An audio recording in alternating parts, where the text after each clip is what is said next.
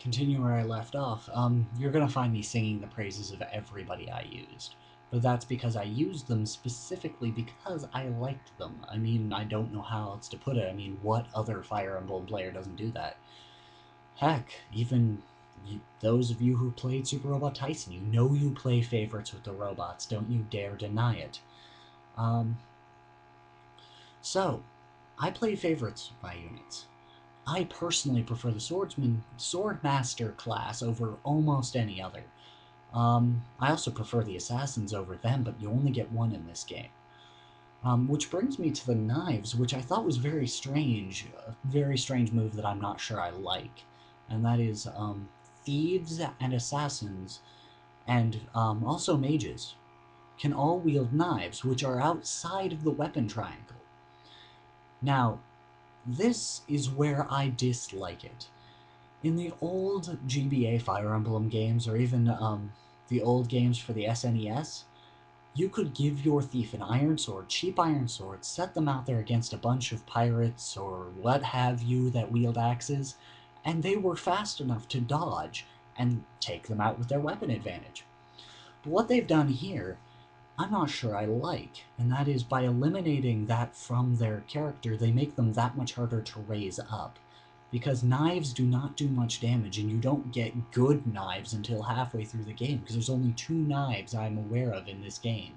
The stiletto, which apparently is super effective against armored units, which I didn't know until the second to last chapter, and,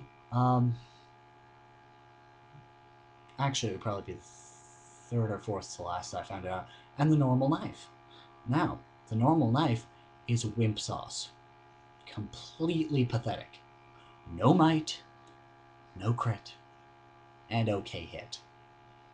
They're meant for taking down other thieves or archers. The funny thing is, a lot of the archers have good enough defense for you to ping off of them. Yeah, this is the part where I start getting into the negatives of this game. Okay? This game is hard. Not gonna deny it.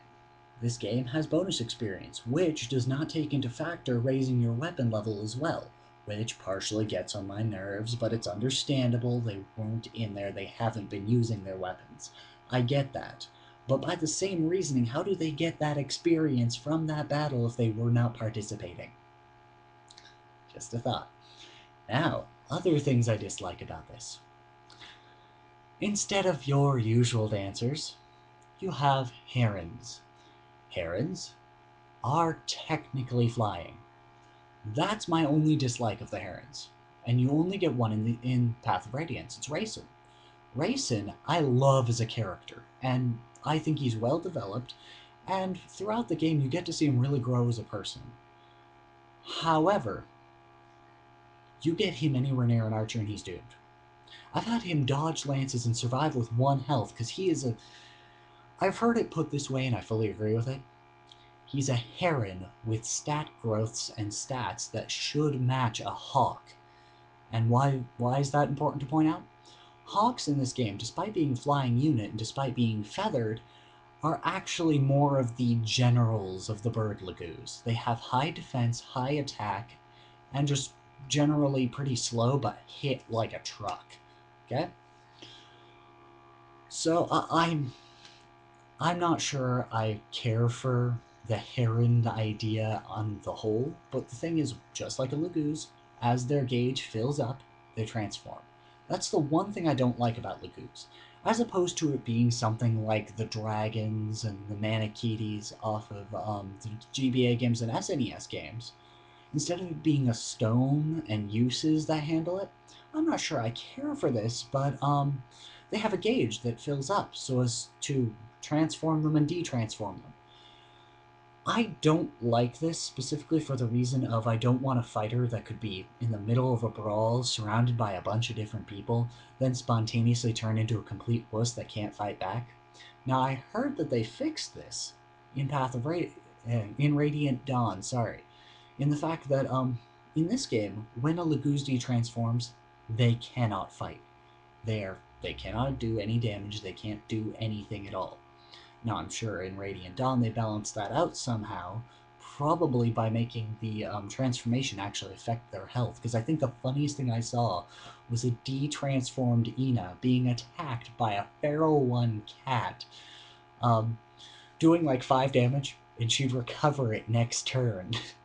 It was just funny, because it's like, I'm wearing clothing and no armor, you're hitting me with claws, and you're supposed to be really powerful, and I just heal it next turn. And you don't even scratch the surface. It made me feel so awesome. Now, as for the Demi-Band and Mariam, I found that he and Ina, and I've heard you can get Nasir. I've heard that you can get Nasir. Sorry, I was running my thoughts over each other again. Do that. I find that they are the only ones that can use the Demi-Band without dooming themselves. Because Mariam's got good enough stats where it's almost like, because he comes equipped with the Demi-Band, it's almost like they anticipated that you would just leave it on him and use him, and his stat growths reflect it. In case you don't know, the Demi-Band is a band that allows a normal Lagoose to stay as their animal form, but slightly lowers some of their stats. Now, 1 to 2 points here and there you might not think is a big deal, but in the final chapters it makes all the difference. That's not why I didn't use Mario. Why I didn't use him is I didn't want to risk people dying. That was part of the problem I had when using Shinon and Jill, and the fact that I left them in the way and they sort of died. Shinon got cheaply critted, which is a common problem in this game. It does reflect Theracia 776 in that manner, in the fact that, well, it doesn't show you the percentages of them hitting you and critting you, which gets on my nerves a bit, but this game is prone to critting you without logical reason. How do I know this? A boss with a 3% chance to crit Soren, but doing 30 damage, so it had no real reason. I had just healed Soren up to max health. By an, yeah, I want to say it was an elixir. Maybe it was somebody else's healing staff. Still, yeah, no, it was by Alencia's healing staff. Still, he got critted for 90 points of damage for unexplained reasons that made no sense. There was no skill activated. It was just a 3% crit. So I restarted. Happened again. That's the difference between this game and the other one, though. The GBA games, if you did the same actions, you would get the same result. In this game, the AI switches it up almost every time you play. Even if they do the same thing, their stats are randomized every time, except for maybe bosses. Still, I did it again. Soren got critted again. So I decided I wasn't going to use him at all. Then Ike got critted for no apparent reason, and it was always conveniently timed. Trust me, this game will sap your will to sit and play it for days on end, only because you're sick and tired of it cheating. That's the only reason it took me forever to finish this game. Still, I'm going to be going through my second playthrough, and I'll be able to give you honest opinions of the people I didn't use, but, I think I can tell you guys this now. This game is really good. If you have a GameCube or you have it for the Wii or anything like that, I would honestly suggest getting it. It is a very good, solid Fire Emblem game. So if you're into tactics and the grid-based thing, I honestly would suggest this. It's a good game. Very well-written story. Very, very awesome but mildly convenient plot twists as we go along. Oh, I didn't talk about the story, did I? Oh, don't worry, it wasn't part of the evil plan, so don't start reading into my evil laugh. No. Okay. Alright then. The story. Your lord is Ike. Ike, similar to Lynn, I have to say, is out in the middle of nowhere,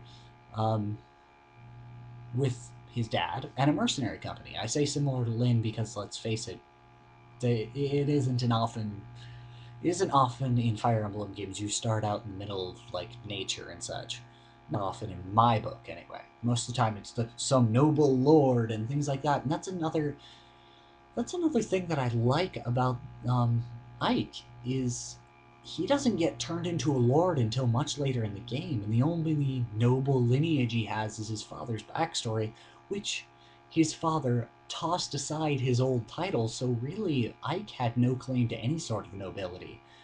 Um, it's very much a I cannot think of a single other Fire Emblem game where your Lord character, as I call them, because Ike starts out as a ranger. At least that's the title. It's not the ranger you're used to with horseback and sword and bow. Because trust me, I wanted one of those and I couldn't find one. Um, yeah, he has. It's the first time in a Fire Emblem game I've seen somebody of non-noble lineage, being the Lord, being the important person. And you actually get to see a lot of how he was raised, and the fact that throughout the game you'll see his naivete kick in. He wasn't taught a lot of these things, so as he goes through, he's forced to learn.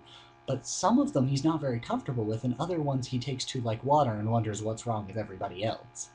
And I love that about Ike. He's very honest, and I really dug on that. That's why I loved using him, and why he's actually one of my favorite lords so far. And as for usefulness, I'd put him right there on Hector level of BA-ness. Sheer amount of awesome in one spot, it's very much on the same level as Hector, and some people may call it treason, but I call it fact.